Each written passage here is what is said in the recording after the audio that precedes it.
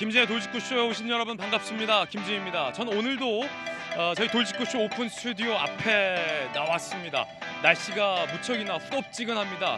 이 지역에 따라서는 지금 비가 내리는 곳도 있습니다. 본격적인 장마철이 시작됐습니다. 건강관리 유의하시기 바라겠습니다. 이 월북 논란과 관련해서 국민의힘 하태경 의원의 주장 중 꽤 충격적인 내용은 문재인 대통령의 구체적인 구조 지시가 없었다라는 겁니다. 관련해서 대통령 기록물을 관리하는 정부에서도 공개할 수 있는 게 있다. 바로 청와대 공문은 공개할 수 있다라고 나섰습니다. 뭔가 한 단계 진전된 느낌입니다. 그 공문 안에 뭐가 있을지 잠시 후 이야기 나눠보겠습니다. 저는 비가 오나 눈이 오나 매일 아침 이곳에서 여러분을 기다리겠습니다. 김진의 돌직구쇼 지금 라이브로 시작합니다. 잠깐만요.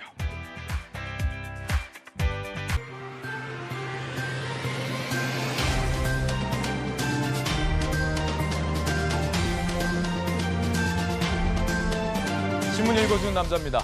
이준석 국민의힘 대표가 윤석열 대통령과 만났다라고 얘기를 했는데 대통령실에서는 이를 부인하고 나섰습니다. 엇갈린 입장 어떻게 된 걸까요? 이 대표의 징계 국면에서 윤석열 대통령과의 회동 이야기가 왜 나오는 건지 잠시 후 이야기 나눠보겠습니다. 오늘 조간신문 4가지 키워드 준비가 돼 있습니다. 먼저 첫 번째 키워드부터 공개하겠습니다. 첫 번째 키워드는 뭘까요? 바로 이겁니다. 나토. 오늘 윤석열 대통령 내외가 출국을 합니다. 나토행을 떠납니다. 대통령의 일정이 상당히 빡빡하다 이런 보도도 나옵니다. 함께 보시죠. 그리고 4년 9개월 만에 한미일 정상회의도 앞두고 있습니다. 윤 대통령은 9개국 정상과 양자회담 일정 때문에 출국을 합니다. 상당히 빡빡합니다. 나토 사무총장 만나야죠. 핀란드 정상회담, 양자회담 해야죠. 스페인 국왕 만나야 되죠. 네덜란드, 폴란드, 덴마크 회담 해야 되죠. 굉장히 바쁜데 윤 대통령의 각오도 남다른 것 같습니다. 그 가운데 바이든 미 대통령의 의지에 따라서 4년, 무려 5년 가까이 만에 한미일 정상회의도 열립니다. 자, 이어서 두 번째 키워드도 살펴보겠습니다. 두 번째 키워드 바로 이겁니다. 6%. 이제는 막 몇 퍼센트짜리만 들어도 깜짝깜짝 놀랍니다. 이건 뭘까요? 물가 상승률 6%대 IMF입니까? 그때랑 지금 거의 비슷할 것 같아요. 추경호 부총리도 이렇게 얘기했습니다. 물가 상승률 곧 6%대다. IMF 때 육박한다는 겁니다. 그리고 엎신에 덮친 겨 오늘 전기료 인상 조정 단가도 발표됩니다. 무더위, 삼복 무더위를 앞두고 에어컨 아직 켜기도 전인데 전기료 인상된다는 얘기부터 들리고 있습니다. 이거 걱정입니다. 문제는 상당 기간 이 고물가가 계속된다는 거고 가스요금도 오른다라는 전망도 나와 있습니다. 서민 물가 비상입니다. 이어서 다음 키워드 공개하겠습니다. 세 번째 키워드 뭘까요? 이겁니다. 수술대. 조선일보 6면의 기사입니다. 함께 보시죠. 빚더미 공공기관 10여 곳 수술대 오른다. 더 이상 방만한 공기업 그냥 두지 않겠다는 겁니다. 물가도 오르고 서민 경제 팍팍한데 방만한 공기관만 매번 자축 파티하는 거 국민들 눈꼴 시렸는데 당연히 해야 될 것을 지금 수술대 오른다라는 보도 나옵니다. 대상, 코레일, 한전, 가스공사 등등 강도 높은 구조조정 들어가고 얼마 전에 대통령실에서는 호화 청사도 팔아라 이런 얘기까지 나왔었죠. 자산 매각 안 되면 급여 삭감 인원 감축한다라는 고강도 대책도 나왔습니다. 부채가 너무 많은데 민간 기업이라면 당장에 수술대에 올랐어야 할 공기업들의 잔치는 이제 없다라는 겁니다. 이어서 다음 키워드 살펴보겠습니다. 네 번째 키워드 뭘까요? 이겁니다. 삼중고. 그렇다면 서민 경제 팍팍한데 정치는 과연 괜찮냐? 천만의 말씀이죠. 특히 집권 여당의 상황을 오늘 중앙일보가 이렇게 썼습니다.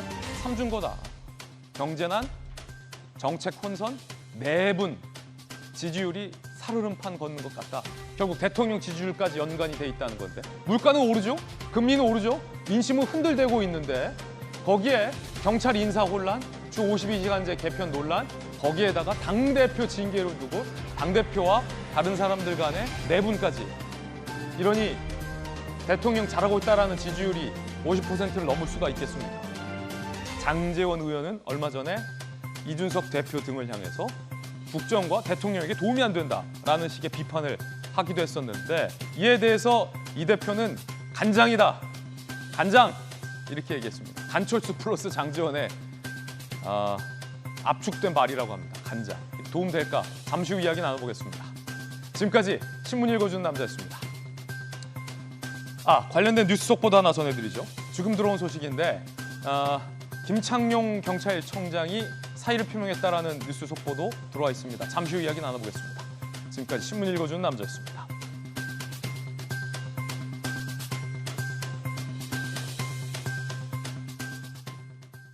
오늘 함께하신 분들 월요일 아침 출연자 소개해드리겠습니다. 기자 출신의 교수 한신대 김수경 교수, 윤석열 대통령의 복신 김병민 전 대변인 나오셨습니다. 부산에서 강한 민주당 재선 의원 전재수 의원, 돌직구의 변호사 손정혜 변호사 나오셨습니다. 어서 오세요. 잘 오셨습니다. 오늘 저희들이 준비한 첫 번째 이야기부터 시작하겠습니다. 청와대의 공문은 대통령 지정 기록물이 아니기 때문에 공개할 수 있다라는 소위 유권 해석이 나왔습니다. 그날의 진실이 밝혀질까요? 그 이야기 지금 시작하죠.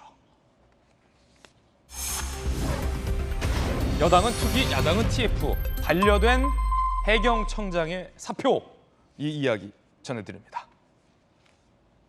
국민의힘 여권의 관심사항은 문재인 당시 대통령이 구체적인 구조 지시를 했느냐 안 했느냐에 달려 있습니다. 그걸 보려면 청와대의 공문 내지 청와대의 지침 내지 청와대의 지시사항을 살펴봐야 되는데 상당수가 대통령 지정 기록물로 묶여 있고 어떤 게 대통령 지정 기록물로 묶여 있는지 목록까지 대통령 지정 기록물로 묶여 있어서 공개에는 제한이 있습니다. 제약이 있습니다. 그런데 예외가 나왔습니다. 공문, 청와대 공문은 예외라는 겁니다. 행안부 산하 대통령 기록관, 대통령 지적 기록물을 관리하는 부처죠. 대통령실에서 발송해 부처나 기관에서 접수한 문서, 공문이죠. 관리 권한이 해당 기관에 있어서 대통령 기록물로 볼 수 없다라는 소위 유권 해석이 나왔습니다. 청와대의 공문은 기록물에서 제외된다라는 겁니다. 행안부 유권 해석을 근거로 국민의힘에서 국방부와 해경 등에게 발송한 청와대에서 내려보낸 지침 공문을 공개할 걸 요구한다라는 방침입니다. 서해 공무원 피격 TF, 당시 청와대 지침 공문이 월북 조작 여부를 밝힐 열쇠다. 하트경 단장, 진실에 다가갈 수 있는 하나의 문이 열렸다라고 밝혔습니다. 자, 김병민 대변인님, 뭔가 지금 닫힌 문을 계속 두들기는 느낌인데 국민의힘 입장에서는 상당수 문건이 대통령 지정 기록물로 이제 봉인이 돼 있잖아요. 문재인 전 대통령 동의가 없으면 이걸 공개할 수가 없고 국회 3분의 2 이상의 동의도 지금 불가한 상황이라 예외는 청와대에서 국방부, 청와대에서 해경에게 내려보낸 공문은 지금 볼 수 있다는 건데 그 공문을 통해서 구체적으로 뭘 보려는 겁니까? 지시사항에 대한 내용들을 확인하려고 하는 건데요. 두 가지의 내용들이 핵심 쟁점 아니겠습니까? 첫 번째는 이 해경 공무원이 살아있었을 것으로 볼 수 있는 그 중요한 골든타임에 대한민국 국민을 구조하기 위해서 청와대가 어떤 지시를 내렸는지가 핵심적인 역할일 겁니다. 왜냐하면 지난날 대한민국에 있었던 사건, 사고 당시에 결국 이런 구조, 재난안전의 총괄 책임자, 여기에 대해서 재난안전의 컨트롤 타워는 청와대다라고 문재인 정부에서 이야기를 한 바 있기 때문에 그 과정에서 어떤 지시를 내렸는지를 살펴보는 것이 첫 번째일 거고요. 두 번째는 월북이라고 하는 낙인이 찍혀 있다는 게 비판의 핵심인데 그렇죠. 초창기부터 이 월북에 대한 내용으로 정확하게 메시지가 나오지 않다가 어느 순간부터 정부의 발표가 월북으로 단정 짓는 메시지가 전달이 되게 됩니다. 그 과정에 청와대가 어떤 메시지를 전달한 것은 아닌가에 대한 두 가지 부분을 살펴보는 게 핵심일 거라고 보고요. 마지막 우리가 지난주에도 한번 얘기한 바가 있었는데 이 시신을 불에 태우는 만행을 저지르게 되는데 여기에 대해서 시신을 불에 태웠다고 발표를 했다가 훗날 시간이 조금 지나고 나서 이 또한 추정으로 다시 바뀌게 됩니다. 국방부가 발 뺀 거. 그러니까 모든 일들이 다 북한의 만행에 대해서 뭔가 북한의 행동들에 대한 내용들을 조금 더 이른바 마사지를 시키는 듯한 발언들, 그런 행동들로 이어지고 있기 때문에 여기에 대한 개입에 청와대가 어떤 지시를 내린 것들이 있는가를 확인해 보게 된다면 사건에 대한 책임 여부들이 조금 더 명확하게 밝혀지지 않겠는가라고 볼 수 있지 않을까 싶습니다. 청와대에서 해경이나 국방부로 내려보낸 공문, 지침 공문은 공개할 수 있다. 국민의힘에서는 세 가지를 보기를 원한다. 첫 번째는 월북 규정을 한 거. 하태경 의원은 뭐 월북 조작이다 이렇게 표현하는데 민주당과 문재인 정부에서는 부인하고 있고요. 월북딱지를 붙인 과정, 문재인 대통령의 구조 지시가 있었는지 없었는지 여부, 그다음에 국방부가 시신 소각에 대해서 애매하게 발 뺀 것과 관련해서 청와대 지침이 있었는지 세 가지를 이 공문 통해서 볼 수 있다라는 거군요. 김수영 교수님, 기자 출신이시잖아요.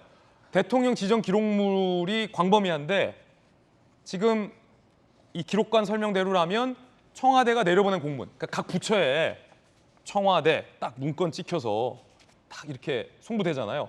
요거는 공개할 수 있다는 건데 이 원리가 뭡니까? 이건 왜 공개할 수 있습니까? 그러니까 공문을 보내면 보낸 사람이 있고 받는 사람이 있지 않겠습니까? 이제 보낸 사람이 청와대 측이라는 건데 뭐 그거는 청와대 기록물에 묶여 있을 수 있어도 그 공문을 받은 사람이 있을 거 아니에요. 팩스로든 뭐든 받았을 거 아닙니까? 그 공문은 각 부처가 가지고 있죠. 왜냐면 공문을 하달 받았으니까요. 공문을 받으면 보낸 사람이 청와대라도 그 공문 주인은 받은 부처에게 있다 이겁니까? 그렇죠. 그 문서가 두 개가 있는 셈인 거죠. 보낸 사람이 갖고 있을 수 있고 받은 사람이 갖고 있을 수 있는데 받은 사람, 그러니까 부처에서 각 부처에서 혹은 해당 관청에서 그 공문을 받았다면 네. 그 공문은 그 부처 소관이고 그 부처가 관리하고 있는 것이지 이것은 대통령 기록물 소관이 아니라는 거예요. 그렇다면은 그게 국방부든 뭐든 간에 그 자료를 받은 게 있을 거 아닙니까? 그러면 국방부에 등등은 지금 그 공문이 남아 있다라는 당연히 거고요. 남아 있겠죠. 전산상에 남아 있고 캐비넷에 남아 있고 다 남아 있겠죠. 캐비넷이요.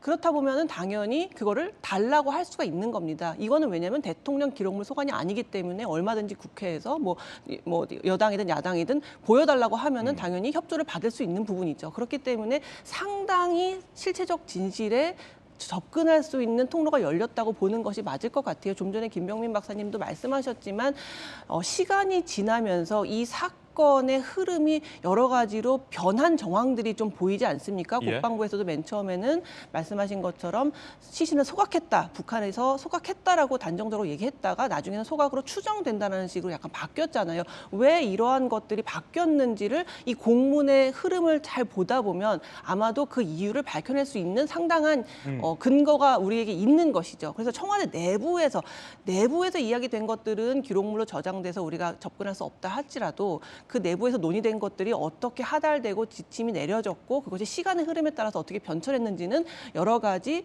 조각을 맞춰볼 수 있다. 그래서 우리가 지금 이 퍼즐의 조각이 거의 없는 상태였는데 주장만 있고 조각의 퍼즐이 없는 상태였는데 굉장히 상당한 분량의 조각이 지금 나온 상태라서 이야기를 꽤나 맞춰볼 수 있는 그런 계기가 마련됐다고 볼 수 있을 것 같습니다. 예, 공문은 받은 부처에게 보관이 돼 있고 이건 지정 기록물이 아니기 때문에 그걸 보면 당시 문재인 청와대가 어떤 지침을 내렸는지 알 수 있다라는 해설입니다. 하태경 단장 이야기 한번 들어보겠습니다.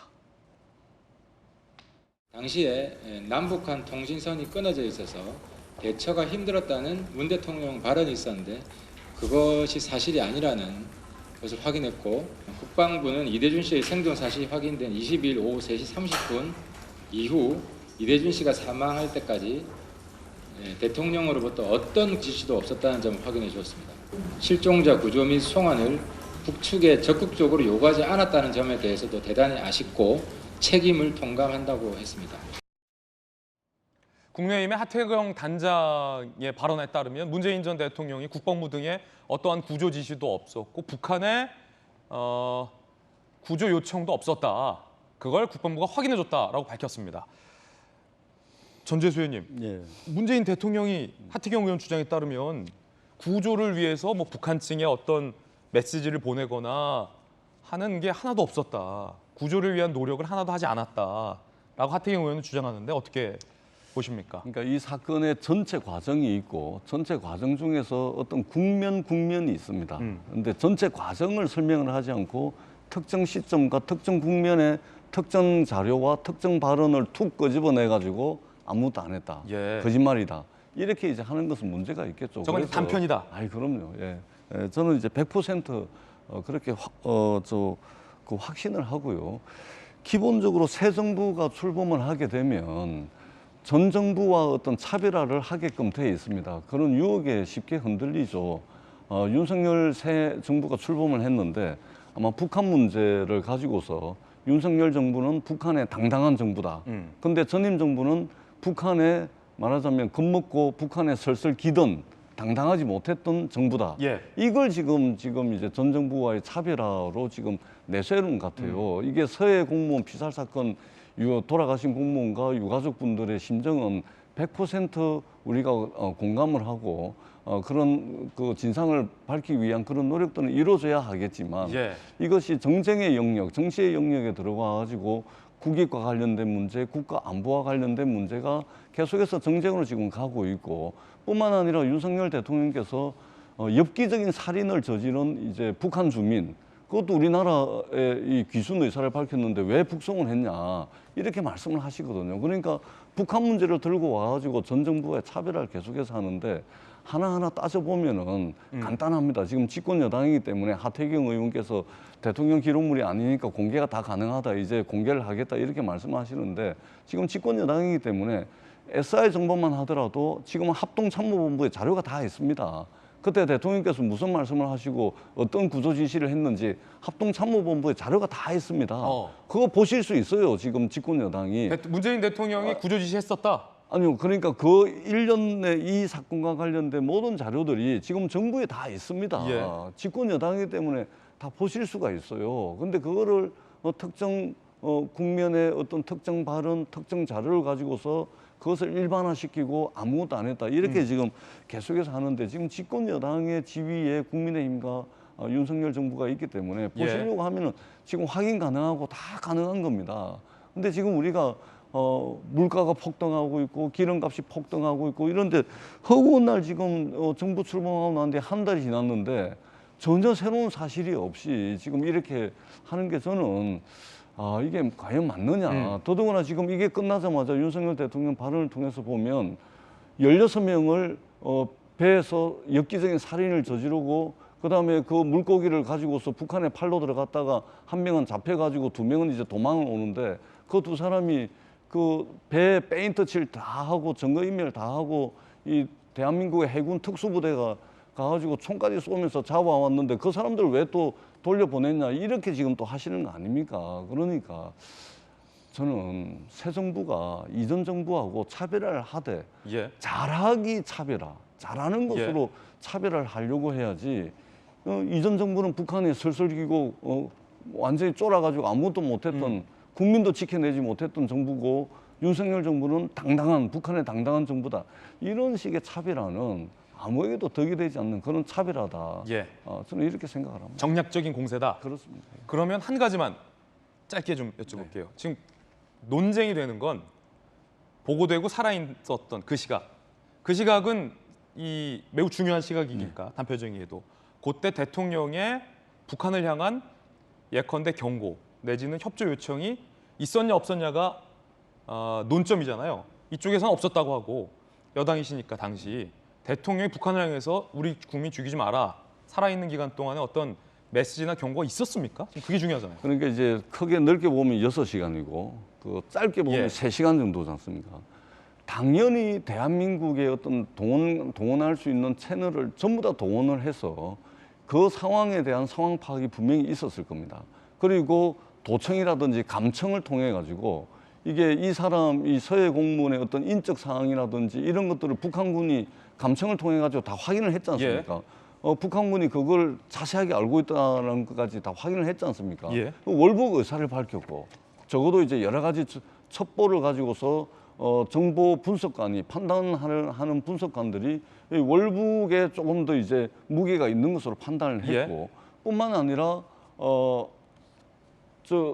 뿐만 아니라 이제 여러 가지 이제 정보 자산, 정찰 자산을 통해 가지고 보니까 이게 이제 월북에 조금 더 무게가 실리는 상황이었고 그리고 더 중요한 것은 대한민국의 행정력, 대한민국의 공권력, 대한민국의 무력이 미치지 않는 북한의 영해죠. 그렇기 때문에 한계가 있는 것이죠. 그럼에도 불구하고 대한민국의 어떤 안보와 관련된 북한과 관련된 동원 가능한 채널들은 총동원해서 그때 그 상황을 파악을 하고 대한민국 정부가 대한민국 국민을 위해서 어떤 역할을 했는지 이건 저는 분명히 적절한 조치를 취했을 거다. 이것도 집권 여당이 윤석열 행정부가 확인하려고 하면 집권 여당의 지위에 있기 때문에 확인 가능한 겁니다. 그러니까 전재수 의원님도 여당이긴 하지만 정확하게는 모르시지만 추정이군요. 왜냐하면 이거는 지금 SI 정보에 다 SI에 들어가 있기 때문에 문재인 대통령 청와대가 북한에게 경고 내진 협조 요청이 있었을 것이다. 당연히 그렇게 예. 해야 되고 당연히 그랬다고 저는 봅니다. 네, 그러니까 전재수 의원님 발언을 듣고 있는 민주당에 있는 핵심 관계자 여러분들께서는 오늘 이 시각으로 문재인 정부에서 몸담고 우리 국민을 구조하기 위해 했던 노력이기 때문에 국민 앞에 밝히지 않을 이유가 없을 겁니다. 지금도 민주당에는 문재인 정부 청와대에서 일을 했던 인사들도 계실 거고요. 핵심적인 역할을 하셨던 분들은 국민 앞에 이야기를 좀 해줬으면 좋겠습니다. 그 골든타임의 순간 대한민국 국민을 구하기 위해서 문재인 정부의 핵심 관계자, 대한민국 대통령은 어떤 역할을 했는지, 하지만 애석하게도 지금 이 순간까지 정확하게 문재인 대통령과 그 당시 청와대에서 국민의 삶과 생명을 구하기 위해서 어떤 조치를 취했는지는 우리는 아직까지 들어본 적이 없습니다. 오직 하나 감청 자료인 SI에 나와 있다는 그 내용들을 바탕으로 그 정보를 수집하기 위해 노력했다는 등에 대한 얘기만 하고 있을 뿐이죠. 우리가 문재인 정부를 생각해 보게 되면 2018년도 판문점 선언을 통해서 남북 간의 한라인을 개설하고 전화까지 들어가면서 잘 들리십니까? 라고 얘기했던 장면들을 똑똑히 기억하고 있습니다. 이 정상 간 한라인이 제대로 이루어지지 않았다는 점들은 차치하더라도 군 간의 통신선들이 채널이 살아있을 수 있다면 있을 거라고 지금도 얘기를 하고 있는 것 아닙니까? 그럼 최소한의 인도적 조치로서 대한민국의 정부 관계자들이 북한에게 어떤 방식으로 대한민국 국민이 현재 어려움에 처해 있으니 이를 구조해달라는 노력을 했는지 이 간단한 사실 하나만 확인하면 되는 겁니다. 그 사실을 확인하지 않고 있기 때문에 진실을 확인하기 위한 여러 가지 노력들이 진행되고 있다까지만 말씀드리겠습니다. 제가 짧게 한 말씀만 좀 드려도 될까요? 예. 그러니까 새 정부가 출범을 했고 우리가 직면하고 있는 여러 가지 과제들이 있습니다. 이 과제들 전부 다 제끼고 이 문제를 그 가장 우선적인 순서로 지금 해가지고 연일 뉴스를 다 이제 생산을 하고 있는데 간단한 겁니다. 이 SI 공개하면 끝나는 거예요. 그러니까 그 SI에 대통령의 북한을 향한 협조도 있습니까? 거의 다 있겠죠. 왜냐하면은 SI를 근거로 해가지고 어떤 조치를 하고 어떤 것들을 했다라는 게 나와 있기 때문에 예. 적어도 집권 여당이 이렇게 이 지금 국정의 가장 우선순위로 문제 제기를 할 정도면 SI를 공개할 정도의 어떤 자신감을 가지고서 했어야죠. 지금 윤석열 대통령께서 SI 공개하시는 게 국익 또는 대한민국 안보를 위해서 바람직하지 않다라는 말씀을 하신 거 아닙니까? 근데요, 합참에 자료 다 있습니다. 예. 집권 여당이고 윤석열 정부에서 보세요, 확인할 수 있는 거기 때문에 이게 확인하라. 간단한 문제를 가지고서 알겠습니다. 자꾸만 이것을 뭐 했냐 안 했냐 그다음에 예. 월북이냐 아니냐 이걸로 이게 나를 지새는 게 네. 저는 누구에도 도움되지 않는다. 새 정부가 알겠습니다. 우선순위로 둬야 될 것은 예. 이것이 아니다. 저는 분명하게 말씀드리고 여야가 지금 요구하고 있는 게 비슷비슷합니다. 여당에서는 대통령 지정 기록물로 뭘 봉해놨냐 그거 공개하라. 근데 민주당에서는 그 불가. 그러자 민주당에서는 그냥 여당이니까 미국 동의받아서 SI를 공개하라. 그거 어떻게 SI를 공개할 수 있냐 불가. 그래서 이제 공문이 나온 건데 공문은 공개할 수 있다라는 거니까 그 공문을 보면 어느 정도 좀 진실이 나오지 않을까 좀 기대가 되는 측면도 있는 건데 여야를 떠나서 민주당이 TF를 띄웠습니다. 그러자 국민의힘에서는 국회 특위를 하자라고 맞불을 놨습니다. 자, 이게 여야 정치 영역으로 오면 안 풀려요. 답답해요. 우상호 비대위원장. 사회공무원 사건 TF를 만들겠다. 국민의힘이 사실 왜곡을 너무 많이 하는 것 같다라고 비판을 했고 하태경 단장은 진상규명에 한 목소리 냈으니 이왕이면 국회 차원의 진상조사 특위를 열자라고 얘기를 합니다. 우상호 비대위원장은 국회 특위를 열자라는 하태경 단장의 아이디어에는 반대를 내세웠습니다. 들어보시죠. 하태경 의원께서 해수부 공무원 TF 관련해가지고 여야 특위를 만들자 민주당 입장은 어떤지 특정한 정치적 혹은 어떤 안보 사안에 관해서 우리가 국회에 특위를 만든 적이 있나요? 정치 공세가 너무 심한 거 아닌가요? 어쨌든 계속 뭔가 정략적인 공격의 틀을 키우겠다고 하는 의도는 알겠는데 이성적으로 보이지가 않는데요. 전 개인적으로는 좀 부정적입니다. 그래서 하태경 의원은 이렇게 또 재비판을 합니다. 진흙탕 정치 싸움 하자는 의도다라고 말입니다. 국회 특위를 거부하는 민주당의 목적은 진실규명이 아니라 여야 진흙탕 정치 싸움으로 몰고 가려는 것이다. 여야 간의 합의 가능성은 없어 보입니다. 자, 그 가운데 북한에 의해서 피살된 유가족이 오늘 우상호 민주당 비대위원장을 만난다라는 뉴스도 나왔습니다. 이대준 씨의 친형이고 저도 직접 여러 차례 만나서 인터뷰한 바 있는데 오늘 민주당사를 방문해 우상호 비대위원장과 면담이 있다. 대통령 기록물로 지정된 피살 당시 자료 공개 협조 공식 요청 예정이다라는 겁니다. 민주당이 협조 않는다면 문재인 대통령 고발 포함 후속 조치를 할 것이다 라는 강경한 입장도 나와 있는 상황입니다. 그 가운데 당시에 월북으로 단정을 해서 발표했다가 최근 사과하고 고개 숙인 해경의 지휘부가 집단 사의를 표명했는데 대통령실에서는 이를 반려했습니다. 그 이유가 뭘까요? 손정희 변호사님, 해경 지휘부가 집단 사의를 표명했는데 대통령실에서 반려를 했다. 그 이유가 뭡니까? 일단 진상규명에 대한 작업이 진행 중이기 때문에 예. 만약에 진상규명 작업을 하고 나서의 최종 결과가 공무원들에 대한 징계가 필요한 수준의 어떤 조치가 필요하다는 의견이 나올 수도 있지 않겠습니까? 그런데 만연히 사표나 이런 것들을 받게 되면 관련된 징계 조치가 무력화되는 측면이 있기 때문에 반려한다라는 취지인 것 같고요. 아, 그렇군요. 그러니까 징계를 할 수도 있다. 뭐 가능성을 열어두고 판단해야 된다라는 측면으로 보이는데 예. 앞서서 뭐 정치권의 국회 특위 이야기도 나오고 여러 가지 공방들도 나오고 서로 공개하자라고 이제 공방을 하는데 굉장히 성격이 급한 것 같습니다. 왜냐하면 급하게 추진할 문제가 아니고 분명히 감사원에서 업무 감사 실시하겠다라고 했습니다. 감사에 착수했으면 당연히 관련된 공문을 확보해서 평가를 할 겁니다. 네. 적절한 조치가 있었는지 여부에 대해서 그 조치와 결정과 이런 감사 과정에서의 어떤 일이 있었는지 보고 나서 정치권에서 특위를 만들 수도 있고 조사를 할 수도 있는 문제인데 왜 성급하게 이 문제 가지고 공방을 해야 되는지를 일단 말씀드릴 수밖에 없는 것이고요. 감사원의 감사 결과 좀 지켜보자. 그렇습니다. 그리고 필요하다면 수사를 하자라는 목소리가 높고 실제로 고발 조치가 되어 있죠. 예. 그럼 수사기관에서 수사를 할 겁니다. 그 결과를 보고 국회의원들께서 미비한 점이 있으면 지적을 하는 것이 좋은데 2중, 3중으로 조사하고 문제 제기하고 자료 확보하고 공문 달라고 하는 것은 사실은 정쟁으로 비춰질 가능성이 매우 높다. 이것은 객관적이고 명백한 자료를 토대로 공적 권한이 있는 사람들이 판단을 하면 되는 문제거든요. 그걸 좀 기다렸으면 좋겠습니다. 예. 그런 가운데 전 정부 국정원의 지휘부가 대기 발령 조치가 됐습니다. 야당은 반발하고 있고 여당의 원내대표인 권성동 원내대표는 이를 비판했는데 어떻게 된 일인지 함께 보시죠. 지난 22일 1급 부서장 국정원 27명 전원 대기 발령. 새 국장 임명 전 대규모 업무 배제는 이례적이다라는 평가가 나왔습니다. 민주당의 신효영 대변인, 국정원을 장악하려는 조급함의 발로다. 박지원 전 원장 깜짝 놀라 안보 공백 우려된다라고 비판하고 있습니다. 권성동 원내대표는 민주당의 잘못된 안보관과 절연하기 위한 결단이다. 박지원 전 원장은 고발 사주 의혹 연루도 모자라 엑스파일을 운운하지 않았냐. 국정원과 국가 안보를 철저하게 망가뜨린 민주당이 무슨 자격으로 비판하느냐라고 재비판을 한 상황도 나와 있습니다. 김수영 교수님, 어떤 상황입니까?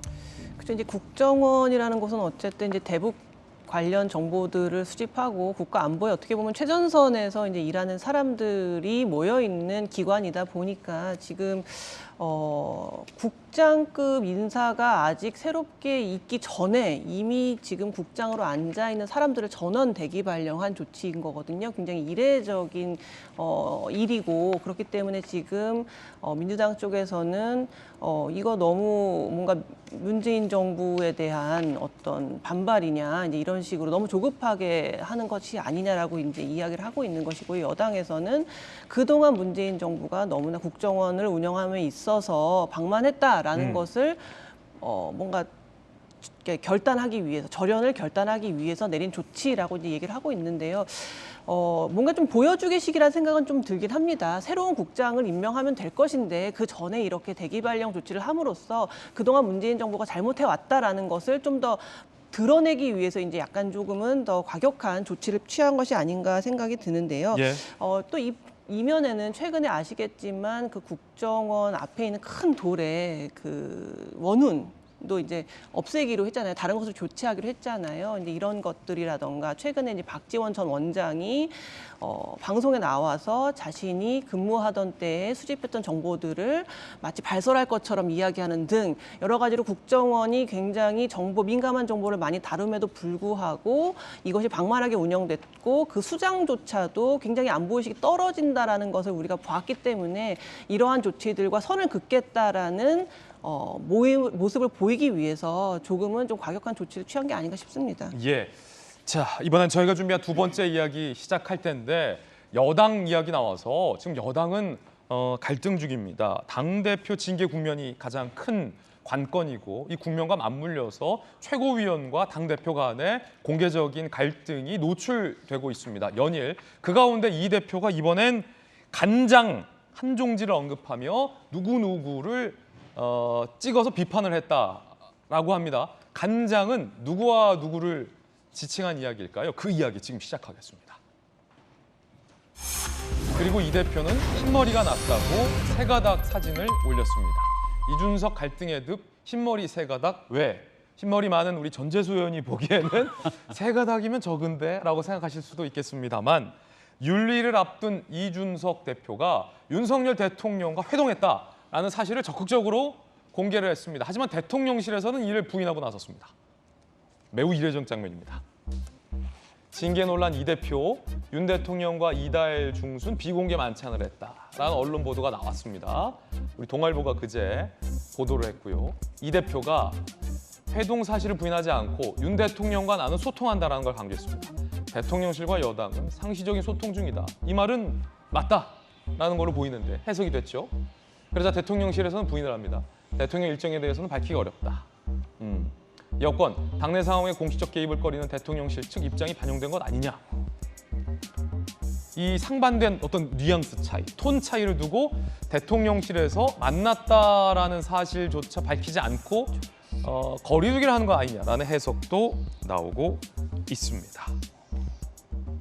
윤석열 대통령이 지난 24일 당내에 특히 당대표 징계 국면에 대해서 말을 아꼈던 대목이 있는데 그 대목 한번 들어보겠습니다.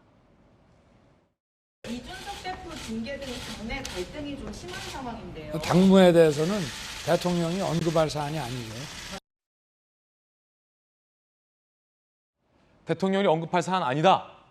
이렇게 되면 대통령과 이 대표가 만난 건지, 만나서 징계 관련된 얘기를 나눈 건지, 안 만난 건지, 여러 사람이 같이 만났는데 이 대표와 윤 대통령이 만난 것처럼 보도가 나온 건지 상당히 궁금해지는 대목인데 이준석 대표는 뭐라고 얘기할까요? 이 대표의 이야기 들어보실 텐데 대통령실의 입장과는 사뭇 톤이 다릅니다. 윤리위 앞두고 윤석열 대통령과 만찬회동 취소됐다는 보도 나왔는데 사실은 대통령실과 여당의 소통에 대해 가지고 윤리위와 엮어서 이야기하는 거는 정말 그건 부적절하다. 대통령실과 여당 같은 경우에는 상시적인 소통을 하고 있습니다. 최근 당내 현안과는 전혀 무관한데 그것을 엮는 것은 좀 정치적인 의도가 과하다. 그렇군요.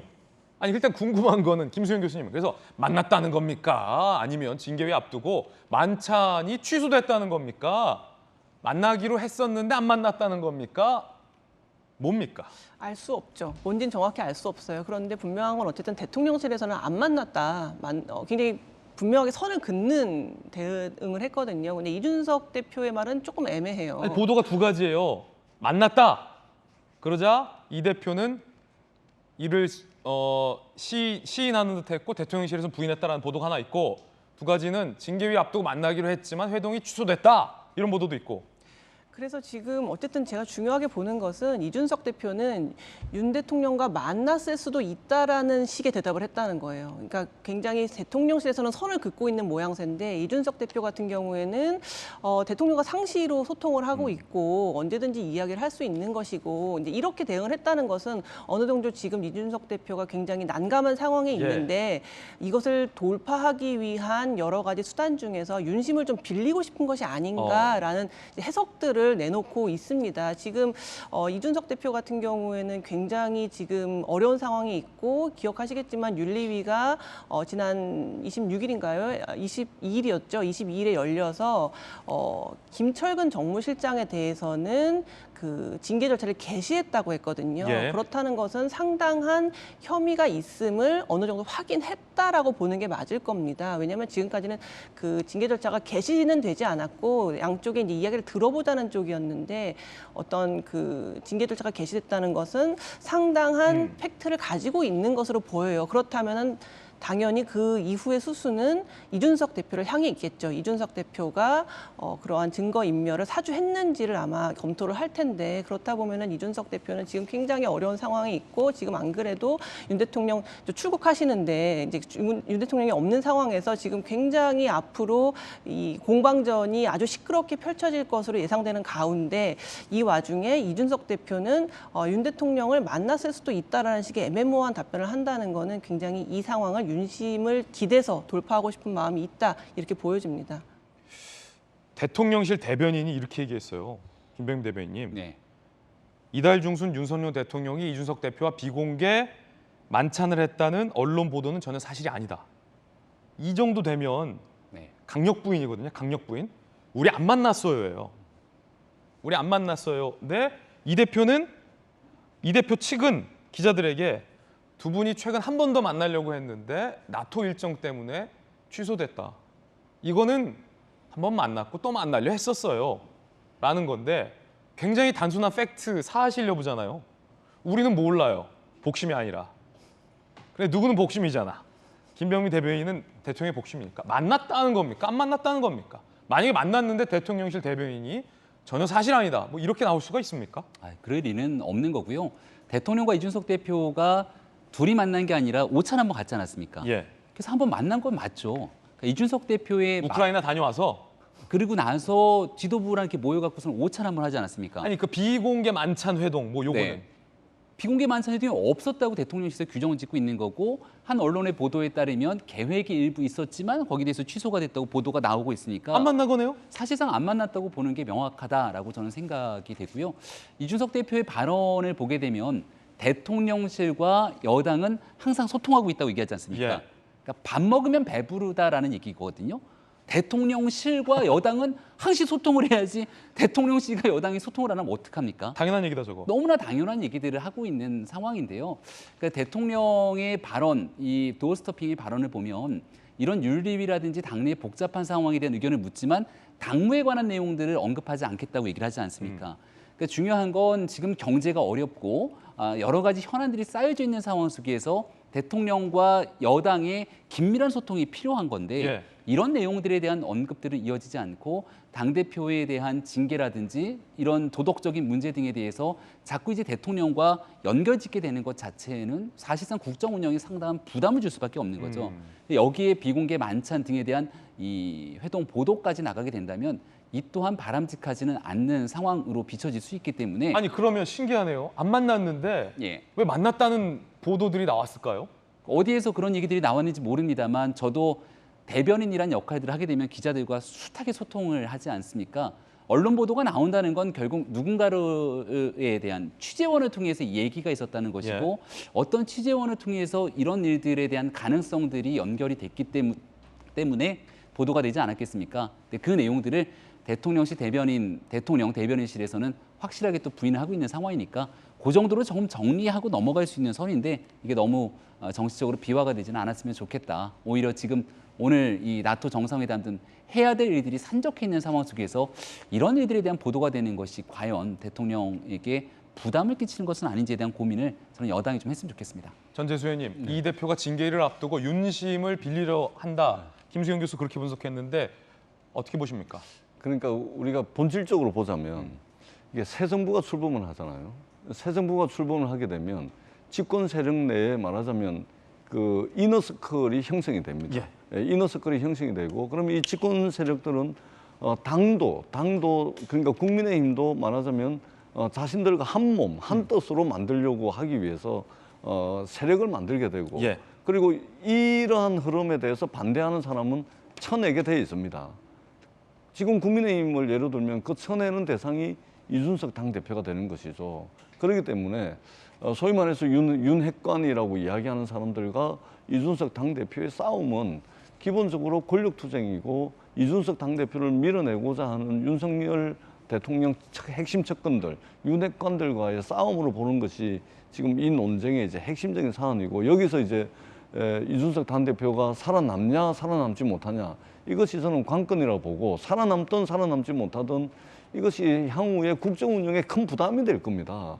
그러니까 지금 이제 행정부가 윤석열 행정부, 새 정부가 출범한 지 한 달밖에 안 됐는데, 한 달 조금 더 지났는데 역대 노무현, 이명박, 박근혜, 문재인 정부 출범 한 달 좀 됐을 때 국정 운영 지지율이 최하 70%를 넘어갔거든요. 근데 지금 50%가 안 됩니다.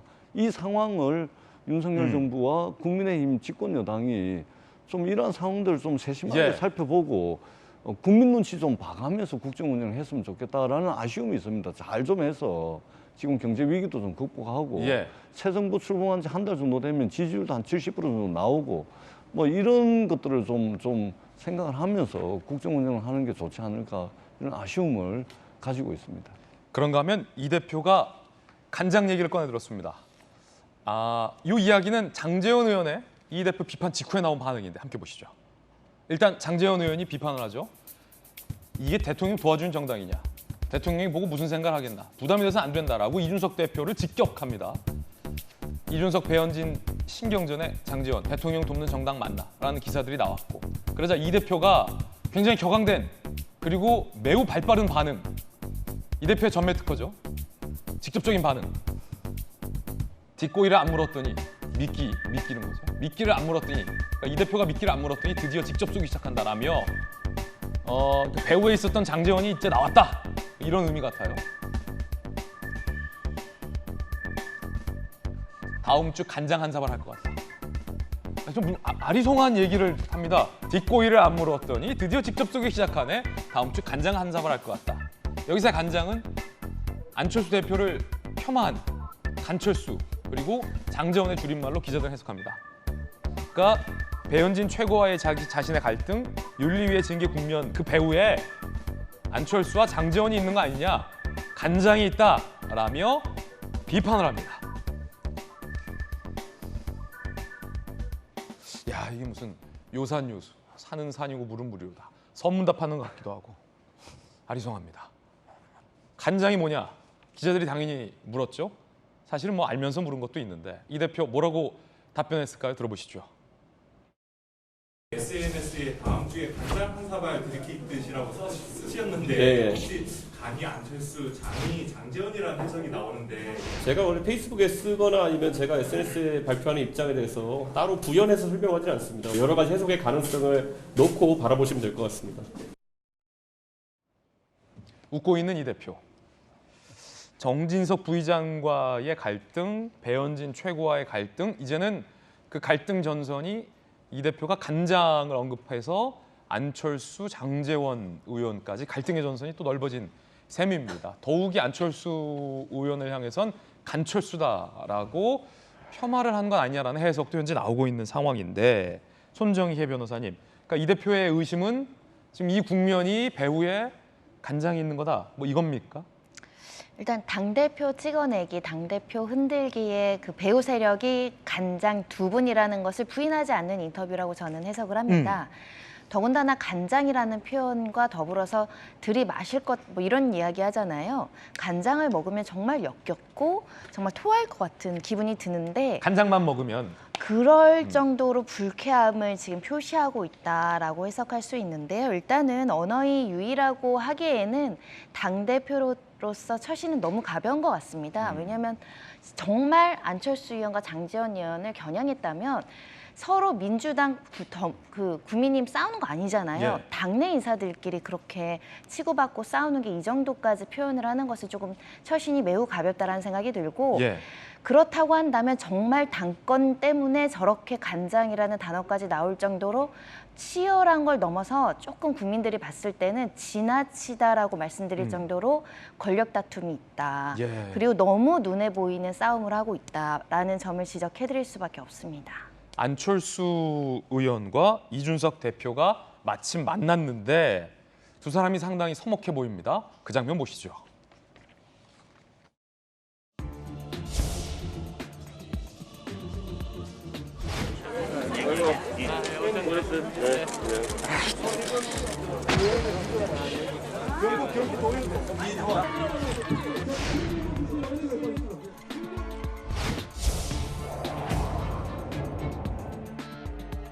안철수 의원님이랑 같은 행사장에 왔는데 최고위원과 좀 주례가 있었어요. 그 그에 관련해서 좀 얘기 나누신 게 있으신가요? 자리 배치상 제가 그 이철우 지사님이 가운데 앉아 계셔가지고 따로 안철수 의원이랑 긴밀한 대화를 나누진 못했지만은 뭐 그런 문제는 여의도에서 언제든지 논의할 수 있는 문제입니다. 지사분이 앉으셔가지고 서로 직접 이야기는 전혀 한마디도 못 나눴습니다. 최고위원 추천 문제 놓고 좀 이견이 있는 걸로 알고 있는데 혹시 뭐 만나서 얘기를 하시거나 하실 의사가 있으신가요? 그건 협상의 문제가 아니고 대국민 약속 아니겠습니까? 이미 서로 단일화를 통해서 정권 교체가 됐습니다. 그리고 또 합당을 통해서 이번 지방선거를 이겼습니다. 대국민 약속은 지켜져야 되는 것 아니겠습니까? 당대표를 내치려는 배후의 간장 한 사발. 간철수, 장제원. 김병임 대변인님. 네. 이 대표의 어떤 의심일 수 있다라는 손정희 변호사님의 해석이잖아요. 이 대표는 뭐 긍정도 부인도 안 했는데 간장 한 사발을 대뜸 올린 건 이 대표니까. 정말 그 뒤에 간철수와 장제원이 있는 겁니까? 근데 당대표 입장에서는 국민의힘의 의원이잖아요. 그리고 지난달 대통령 후보도 지냈고 단일화의 국면에서도 중요한 역할을 했던 안철수 의원을 향해서 간철수라고 하는 비하 발언을 끄집어다가 간장이라는 표현을 쓰게 된다면 이건 심각한 문제가 될 수밖에 없기 때문에 뒤에서 다시 기자들의 물음에 대해서 여러 해석의 여지를 남겨뒀다 이렇게 얘기를 하는 것 아닙니까? 근데 이 대표 방식의 정치를 하게 되면 아마 당대표를 향해서 각종 음해 그리고 각종 모욕적인 얘기들을 살짝 중의적인 표현을 빗대서 쓰게 됐을 경우에 그리고 누군가 물어봤을 때 살며시 웃으면서 제가 했던 얘기들은 다 중의적인 의미가 있으니까요. 예를 들어 배현진 최고위원이 이준석 대표 등을 이렇게 살짝 때렸는데 거기서 왜 때렸습니까? 라고 물어보면 뭐 때린 것이 아니라 여러 중의적인 의미가 있지 않겠습니까? 라고 살며시 웃으면 이준석 대표는 뭐라고 얘기할까? 그러니까 저는 이런 일들이 지금 현재 국민의힘의 국면들을 더 어렵게 만들고 있는 것 같아서 매우 속이 타고 안타깝습니다. 그러니까 안철수 대표에 대해서 이준석 대표가 불편하게 생각하는 건 딱 한 가지예요. 합당 정신에 따라서 최고위원을 추천했는데 그 최고위원이 마음에 안 드는 것 아닙니까? 이 내용들을 받아들일 수 없는 상태의 국면들을 계속 끌고 가고 있는 것이고 장제원 의원과의 갈등 국면들은 이미 지난 대통령 선거 국면에서부터 나타났기 때문에 구태여 이런 일들을 수면 위에 올려서 당대표가 언급을 하게 되는 것이 우리 전체 국민의힘에 어떤 도움이 되는지에 대해서 다시 한번 깊이 숙고하고 생각해봤으면 좋겠다는 것 같고 윤리위원회에 일어나고 있는 본인에 대한 일이 결국 이 모든 일과 엮어서 정치적 해석이 가능하게도 만들어내는 것 같은데 아주 명확하게 얘기를 좀 다시 정리를 하면 이준석 대표의 임기는 내년 6월까지 정리가 돼 있습니다. 그 기간에 이준석 대표를 흔들어서 사실 당에 뭔가 또 다른 상황 속에 내후년 총선까지 권력 지형에서 도움이 되거나 보탬이 되는 그런 생각을 갖고 있는 우리 당내 인사들은 저는 없을 거라고 생각하고 있기 때문에 다소 이 문제에 대해서는 좀 이준석 대표도 한 발쯤 물러서서 지금 우리 국민의힘이 가야 되는 길에 대한 보탬이 되는 일들의 메시지를 던지는 것이 어떨까 이렇게 좀 제안을 해봅니다. 그 가운데 이준석 대표가 흰머리 사진을 올렸습니다. 흰머리 세 가닥이 동시에 난 건 처음이다라고 올렸습니다. 극심한 스트레스를 받고 있다라는 뜻 같은데 이 역시 일종의 어떤 선문답 같습니다. 흰머리 세 가닥, 앞서 간장과 마찬가지로 동시에 처음 뽑아본다. 뭐 그냥 흰머리 세 가닥이 낫다라는 의미일 수도 있고 어떤 비유적인 뜻일 수도 있고 아닐 수도 있고 이 대표 이야기 들어보시죠. 페이스북에 흰머리 게시글 올리셨는데 관련해서 이제 뭐 최근에 총돌이 있었던 의원들을 의미하는 거 아니냐 등등. 제가 원래 남에 한 개씩 만났는데 3개 나가지고 특이해서 올렸습니다. 스트레스 많으세요? 스트레스는 거의 없고요. 현 상황에 대한 스트레스보다는 당이 개혁 동력이라는 것은 항상 유한합니다. 그 유한한 동력을 적재적소에 써야 되는데 당이든 아니면 신정부든 실기하지 않기를 좀 바라는 마음이 있습니다. 뭐 기자들 해석일 수도 있겠습니다만 김소영 교수님 흰머리 세 가닥이잖아요. 그게 딱 세 가닥만 낫겠냐 상식적으로 뭐 정진석 부의장, 배현진 최고위원, 장제원 실장 이거 아니냐 이런 해석도 나오던데요. 사실 지금 지금 이준석 대표의 나이가 37살이기 때문에 흰머리가 나는 게 그렇게 이례적인 일은 아닙니다. 충분히 날 수 있는 나이인데 저렇게 그럼요. 71년생 전재수 의원님도 다 백발인데. 근데 이렇게 딱 세 가닥만 딱 뽑아가지고 이렇게 사진을 찍어서 SNS에 올리는 것. 물론 뭐 흰머리가 좀 늘어났다, 스트레스가 많다라는 얘기를 하고 싶었던 것일 수도 있지만 또 일각에서는 저게 뭐 장제원, 안철수, 배현진을 의미하는 거다. 그래서 세 명을 뽑아버려야 된다, 뭐 이런 의미냐라는 여러 가지 관측이 나오고 있는데요. 이제 이준석 대표는 그러한 미디어의 관심을 굉장히 즐기는 것 같아요. 예. 뭐 이런 사진을 올리면 당연히 뉴스에 나오겠죠. 또 뭐 디코이라는 단어라든가 간장이라는 단어라든가 이런 단어를 얘기하면은 그것에 대한 해석을 무수히 낳게 되고 그것 때문에 기사도 나오고 여러 가지 방송에서 우리도 지금 이렇게 얘기를 하고 있지 않습니까? 저 흰 머리 세 가닥의 의미가 무엇인지. 이러한 관심을 굉장히 즐기는 것 같은데 원래가 이제 정치 코멘테이터로 오랫동안 방송에서 이제 활동을 했다 보니까 그러한 미디어의 관심을 굉장히 즐기고 있고 사실 당대표가 된다면 본인에 대한 어떤 미디어의 관심보다는 당을 좀 더 안정적으로 운영하는 것에 좀 더 방점을 두고 당을 운영해야 될 것 같은데 어떻게 보면은 이러한 관심을 높이고 주목도를 높임으로써 자신의 어떤 정치적인 자산을 좀 더 높이고자 하는 그런 의도도 없지 않아 숨겨져 있다 그렇게 보입니다. 예. 뒷고의를 안 물었더니, 그러니까 유인용 빗기를 안 물었다라고 표현을 하는데 그건 또 뭔지 배현진 최고와의 갈등을 우리가 봤는데 안 물었다고 하는 건 또 어떤 뜻인지 상당히 궁금해지긴 합니다. 자, 이번엔 저희가 준비한 세 번째 이야기 시작하겠습니다. 윤석열 대통령이 오늘 나토행을 떠납니다. 김건희 여사도 함께 갑니다. 정부 시작 후 첫 다자 외교 무대에 데뷔하는 셈입니다. 나토행을 가서 일정이 상당히 빽빽합니다. 함께 보시죠. 다자 외교장이 펼쳐졌고 오늘 서울공항을 통해서 이제 출국을 하고 2시에 스페인 마드리드에 도착을 합니다.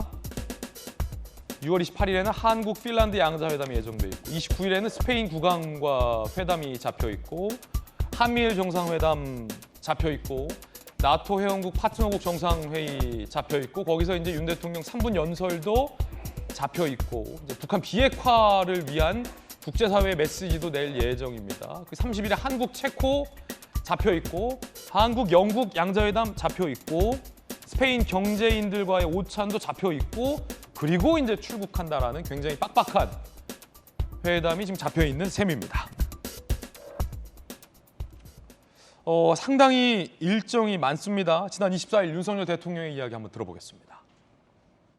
대통령님이 나토에서 국익을 위해 한번 불사르겠다는 각오를 준비하고 계시다고 말씀 주셨었는데요. 나토에서 계획한 국익이라는 게 뭘까요? 뭐 유럽과 아시아의 여러 정상들이 오기 때문에 우리나라의 뭐 다양한 현안들 또 뭐 수출과 관련된 문제라든지 이런 것도 필요하면 얘기를 할 수 있을 것 같습니다. 자, 김병민 대변인, 네. 그 나토행인데 일정이 상당히 빡빡해요. 네. 왜 나가시는 겁니까? 다자간 회의에 이제 참석을 같이 하게 되는 것인데요. 북대서양 조약기구 나토에서 이제 한국뿐만이 아니라 호주를 비롯한 이 아시아 국가들도 함께 이곳에서 참석을 하게 됩니다. 다자간 회의 속에서 이 여러 정치 행보들을 펼쳐 나갈 수도 있는과 동시에 또 많은 관심이 집중되고 있는 건 한국과 미국 또 일본과의 정상회담 등 여러 회의들이 같이 함께 진행될 수 있는 상황으로 볼 수 있겠죠. 윤석열 대통령 취임식에서 얘기했던 이 자유에 관한 언급들을 또 기억하시는 분들도 많이 있을 거라고 생각되는데요. 이 전 세계 자유주의를 기반으로 하는 국가들과 함께 만나서 지금 현재 어려움을 겪고 있는 여러 경제적 문제라든지 또 대한민국이 돌파해 나가야 되는 여러 과제 현안들에 대해서 외교적으로 중요한 성과들을 또 가져오기 위한 노력들이 있을 거로 생각이 됩니다. 많은 관심이 주목되는 건 또 일본도 같이 함께 우리가 오랜 기간 동안 이 국제사회 관계 속에서 어려움을 겪어놨는데 일본 정상과의 만남에서는 또 단독 회담은 아닙니다만 어떤 만남을 이어가게 될지 그리고 지금 우크라이나 전쟁으로 인해서 전 세계가 어려움을 겪고 있는 시기 속에서 이뤄지게 되는 나토 정상회의니만큼 이곳에서 첫 번째 다자 외교 무대에서 대통령이 이 국익을 위해 활동하게 되는 여러 모습들이 이제 기대가 된다는 전망들이 있습니다. 이제 수출 관련 문제 등도 좀 얘기 나누겠다라고 윤 대통령이 좀 관심사항을 밝히기도 했어요. 반도체에 관련된 문제 다들 기억하실 겁니다. 그러니까 국무회의 과정 속에서 반도체에 대한 공부가 필요하다 이렇게까지 강하게 얘기를 했던 모습들이 있을 것이고요. 우리 대한민국이 갖고 있는 주요 핵심 자산에 대한 얘기들, 또 원전 수출에 관한 문제를 비롯해서 우리 지난 정부에서 그동안 대한민국이 노력하고 성장해 나가기 위해서 많은 역할들을 했지만 부족한 부분들이 분명 있을 거고, 지금 국제 질서 속에서 대한민국이 가장 중점적으로 바라봐야 되는 여러 여건들이 있을 건데, 이런 반도체를 비롯한 수출 문제 등에 대해서도 관심을 갖고 이 문제에 대해서 집중적으로 얘기를 하지 않을까 싶습니다. 김건희 여사도 같이 동행하는데 손정혜 변호사님, 이 김 여사의 일정도 지금 좀 나와 있죠? 어떤 겁니까? 네, 문화적 행사에 조금 참여를 한다라는 소식인데요. 사실 김건희 여사가 이제 영부인이 되기 전에, 대통령 배우자가 되기 전에 했던 그 일들이 미술관을 기획하고 전시를 기획하고 이런 거였는데 그와 비슷하게 궁전이나 미술관을 방문하는 오찬 행사, 오페라 극장을 방문해서 브런치를 한다거나 스페인 동포 간담회를 한다거나 사실은 기존의 배우자들이 했던 활동과 거의 보폭이 비슷할 정도로 다양한 이제 외교 활동을 내조하는 활동을 하게 된다라고 말씀드릴 수 있을 것 같고요. 아마 일정 하나 보도가 많이 될 것으로 보이는데, 본인의 어떤 전문성을 가지고 또 설명하는 모습이라든가 관계자들과 소통하는 모습이 그려질 것으로 예상이 됩니다. 예, 지금 이제 배우자들, 그러니까 영부인들, 영어로 말하면 이제 퍼스트 레이디들의 일정에 김 여사도 함께 가는 거다라는 건데, 그 일정부 다시 보시면 지난번에 바이든 대통령이 방한을 했을 때 윤 대통령과 김건희 여사 그리고 바이든 대통령이 함께 만난 적이 있죠. 그래서 바이든 대통령이 이제 뷰티풀 이라고 하고, 나도 이제 윤 대통령과 나는 이제 메리드 업 했다라면 이제 영부인을 지켜 세우기도 했지 않습니까, 김 교수님? 근데 질 바이든 여사는 그때 같이 안 왔어요. 그래서 이제 김건희 여사가 못 만났는데, 이번에 가면 질 바이든 여사와 또 이제 일본 총리의 배우자죠, 유코 여사도 다 만난다 이거죠? 그렇죠. 그 저번에 조 바이든 대통령이 왔을 때는 질 바이든 영부인이 오시지 않았기 때문에 그때 그냥 간략하게 김건희 여사가 조 바이든 대통령에게 인사만 하고 만찬에는 같이 참여를 하지 않았었죠. 왜냐하면 조 바이든 대통령 혼자 왔기 때문에. 근데 이번에는 다 같이 오기 때문에 영부인들끼리의 행사에 일본 총리의 부인과 또 미국 대통령의 부인과 함께 참여를 해서 이제 영부인 외교를 하는 건데요. 특히 이제 김건희 여사 같은 경우에는 그동안 영부인들이 대부분 이제 주부였죠. 어떤 직장을 가지고 있는 사람이 없었기 때문에 근데 이번에 처음으로 이제 원래 본래의 직업을 가지고 있는 이제 영부인, 이제 여사, 이제 대통령 부인이 됐기 때문에, 특히나 또 그 직업이라는 게 공연, 전시, 또 미술 이런 쪽에 좀 예술계에 관계된 직업이다 보니까 아무래도 이번에 여러 가지 행사에 참여할 때 자신의 전문 분야에 대한 지식 같은 것들도 나눌 수 있고 굉장히 영부인이 할 수 있는 부분이 많이 있을 것 같습니다. 그래서 어쨌든 이번 나토에 지금 윤 대통령이 참석을 하는 것이 우려 섞인 시선들도 많아요. 왜냐하면은 나토라는 게 아시겠지만 북대서양 조약기구라는 게 군사 동맹체잖아요. 그리고 그게 그러니까 냉전 체제에 굉장히 유효했었고, 사실은 지금 냉전이 없어진 이후에는 그렇게 나토의 중요성이라는 게 크게 부각되지 않다가 다시 이제 신냉전 체제가 되면서 나토의 중요성이 다시금 이제 부상하고 있는 와중에 옵저버 자격으로 어떻게 보면 우리나라 대통령이 가는 거기 때문에 이게 또 뭐 한미일 동맹은 굉장히 좋아질 수 있지만 반러 반중 이런 쪽으로 또 우려를 자아내고 있는 부분도 있어서 약간 이런 우려를 좀 희석시키는데 이런 영부인 외교라는 게 또 도움이 되지 않을까, 그런 부분도 좀 예측되고 있는 상황입니다. 예. 자, 그런가 하면 한동훈 법무부 장관도 FBI를 찾는다고 합니다. 왜냐하면 FBI식의 이제 인사 검증 시스템을 법무부 산하의 인사 검증 시스템에 이식하겠다라는 의도와 풀이가 나오고 있는데, 이런 보도도 나옵니다. 퍼스트 클래스 안 타고 비즈니스 타고 간다, 뭐 이런 얘기도 나오는데, 얼마 전에 이제 법무부 내부 문건에서 장관님, 님자 빼라, 그리고 내 차문 열지 말라, 의전 금지, 뭐 이런 거 했었는데, 이번에는 이제 1등석 금지예요. 본인 스스로 비즈니스석을 예약했다라는 보도도 나옵니다. 한 장관, 최근 경제 상황 어려우니 작은 곳에서나마 예산 절감하자라는 취지를 전했다고 하는데 공무원 여비 규정을 보면 장관급은 1등석 항공편 이용이 가능하다. 1등석 비즈니스 차액이 한 500만 원 안팎이다. 라는 보도도 나오고 있습니다. 김배영 대변인님. 네. 이 뭐 한 장관이 직접 지시한 겁니까? 그런 것 같죠. 매우 긍정적인 행보라고 생각을 합니다. 그러니까 한동훈 장관에게 기대하고 있는 여러 가지 역할들이 있을 텐데요. 지금 윤석열 정부에서는 이제 최연소 장관이기도 하고 뭔가 보여주고 있는 행보가 탈권위에 관련된 내용들의 또 메시지를 전달하려고 노력하는 것 같아요. 그래서 장관에서 닌자도 뺐으면 좋겠고 차문을 열어주지 않는 이런 탈권위적인 행보. 또 과거에는 한 이제 외국 정상 같은 경우가 비행기를 타고 가면서 이코노미석을 타서 또 화제가 된 적도 있었는데 지금 워낙이나 고유가에다가 경제가 어려운 시기이기 때문에 부처 장관, 그냥 일개 장관이라고 표현하기보다는 윤석열 정부에서 또 핵심적인 역할을 하고 있는 장관이기 때문에 한동훈 장관이 저런 모습을 보여주게 된다면 공직사회 전체에 미치는 효과들도 또 상당하지 않겠습니까? 이제 지방자치단체 선거 이후로 조금 뒤면은 각 지방자치단체장들에 대한 취임식도 열리게 될 텐데요. 예. 중앙정부뿐 아니라 지방정부에 이르기까지 이런 공직사회 문화가 좀 전파될 수 있도록 본인이 하고자 하는 역할들을 하는 거니까 정치적 해석과는 별개로 좀 긍정적인 측면들이 우선돼서 바라볼 수 있겠다 생각됩니다. 검찰총장도 없는데 법무부 장관이 이제 인사를 한다라는 최근에 어떤 여야 간의 어떤 논쟁도 있는데 법무부 내부에서 이제 1등석 안 타고 난 비즈니스석 타겠다. 이런 거는 이제 한 장관의 어떤 평소에 일관된 모습입니까? 아니면 어떤 이런 정치적인 어떤 그런 게 있습니까? 한동훈 장관이 그간 검찰 조직이 있었을 때 뭔가 권위적인 모습을 보여줬던 일들에 대한 기억들은 잘 나지 않는 것으로 생각됩니다. 한동훈 하면 떠오르는 장면 하나가 일 아닙니까? 일? 내 편, 네 편 가리지 않고 잘못된 사람들 처벌하고 잡아놓는 게 검찰의 역할이고 이를 위해서 국민들이 세금 주는 것 아니냐 이렇게 언급을 해온 바 있죠. 그러니까 정치권 내에서도 한동훈 장관에 대한 평가가 여야별로 또 수사의 대상이 됐던 사람들마다 엇갈릴 수 있는 상황이라고 봅니다. 근데 이제 한동훈 장관이 다른 걸 다 떠나서 일에 대해서만큼은 가장 효율적이고 효과적으로 국민을 위해서 한다는 그런 이미지들을 쌓아온 바 있기 때문에 지금 이제 법무부 장관으로 행동하는 과정 속에서도 그 일을 잘 수행하도록 하는 것이 우선이지 그 외적으로 보여지게 되는 거칠에 허례허식에 대한 문제들을 이제 타파하기 위한 노력들을 해나가는 건 한동훈이라고 하는 사람이 걸어왔던 길의 캐릭터에도 매우 부합하는 일이지 않을까 생각됩니다. 예. 자, 뭐 법사위 법무부 얘기 나와서 법사위원장을 두고 여야가 오랜 갈등을 지금 벌이고 있습니다. 양보를 하니 많이 합의를 지켰니 안 지켰니 법사위원장을 주니 많이 이러고 있는데 민주당에서 조건부 양보는 할 수 있다라는 입장을 내비쳤지만 국민의힘의 권성도 원내대표가 반발하고 나서면서 한 발자국도 여야가 움직이지 못했습니다.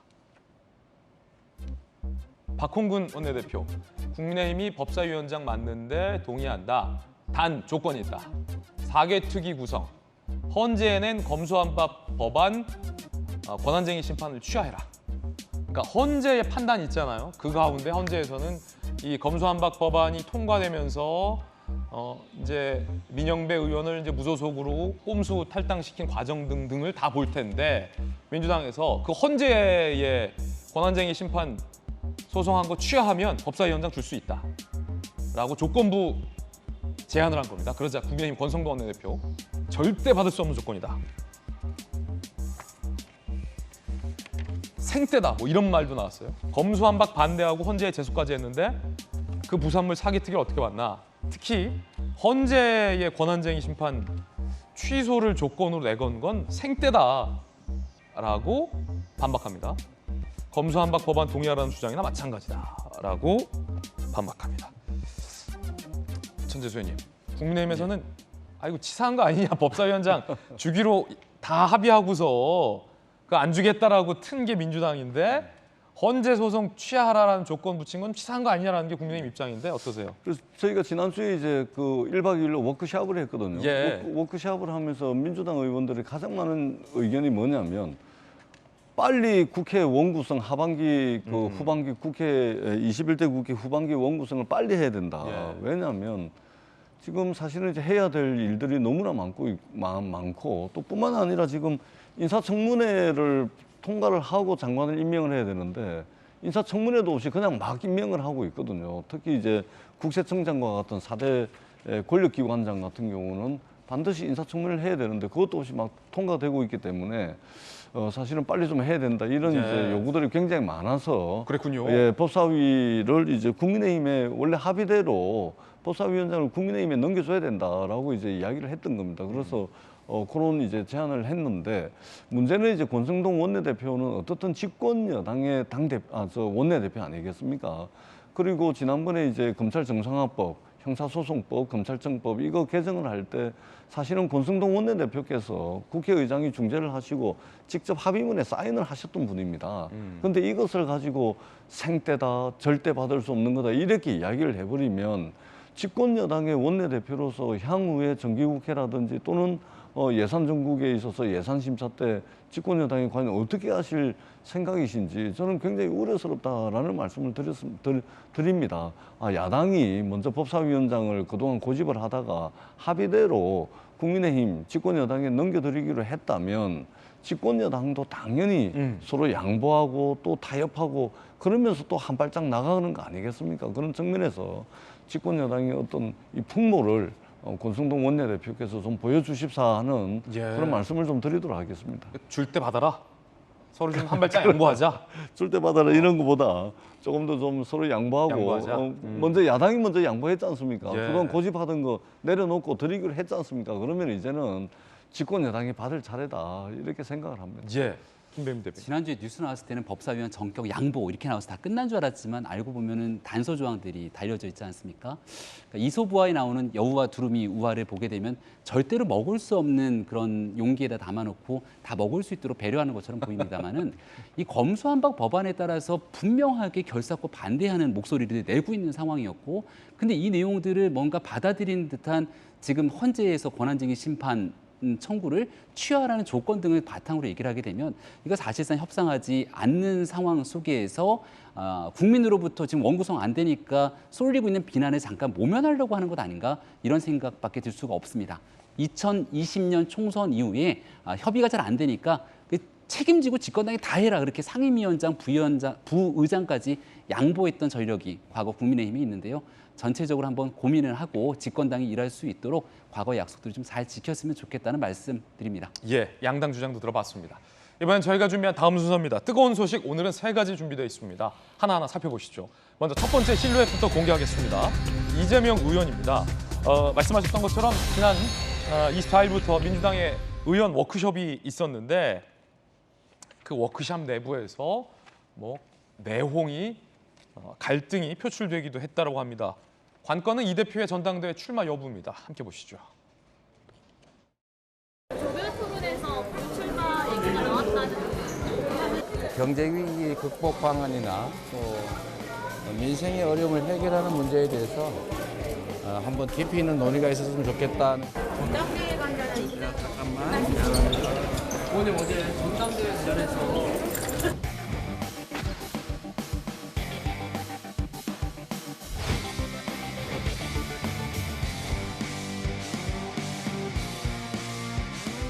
이재명 의원님은 지금 계속 백팔번뇌 중인 것으로 알고 있습니다. 굉장히 고민이 많은 것 같아요. 상당한 의원들의 그 압박이 있지만은 제가 볼 때는 이재명 의원이 백팔번뇌하고 있다라고 하는 것은 저는 나간다고 봅니다.